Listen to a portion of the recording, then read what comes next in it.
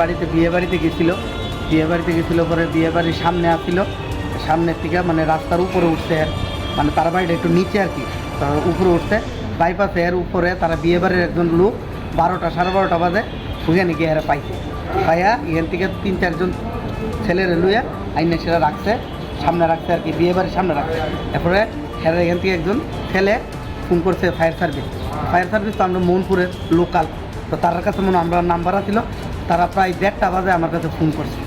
হ্যাঁ বাস এতটুকুই, 1:30টা বাজে ফোন করতে আমি গিয়ে সেটা মনপুর হসপিটালে গিয়ে সেরা পাই। কার বিয়েতে গেছিল? আমার বোনের বাসুরের ছেলের বিয়েতে। যার যে মারা গেছে ওনার কি হয়? হ্যাঁ ওনার কার বিয়ে? ওনার তো মানে আমরা আমার যে জ্যাঠাতো বোন, মানে হেরও জ্যাঠাতো বোনের বাসুরের ছেলের বিয়ে আর কি। কোন জায়গাতে গেছিল বিয়ে? কামালঘাট শান্তিপাড়া। তুই কি নাম? বিট্টু রবি দাস। বয়স কত? 31। বাবার নাম? লেট বিশ্বজিৎ রবি দাস। বাড়ি সিদাই মনপুর বিবেকানন্দ পল্লী।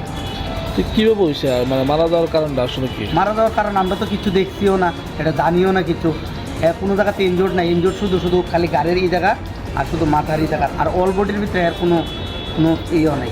কোনো ঝগড়া হয়েছিল? না কোনো ঝগড়া নাই, বা তারা বাড়িতেও কোনো ঝগড়া হয়েছে না, বা এরা এলাকার ভিতরে এখানে আসছিল এখানেও কোনো ঝগড়া নেই। প্লাস দোকানও আসছিল এখানে, মানে দোকান আসলো ধরেন আধা কিলোমিটারও না, একটু সামনে আর কি, ততটুকু সামনে আসলো আর কি। কি মনে হয় কেন মানে কেমনে হইতে পারে ঘটনা আসলে? কিতা কইতাম, রাত্রের ব্যাপার, আমরা তো কোনো বুঝতেছি না।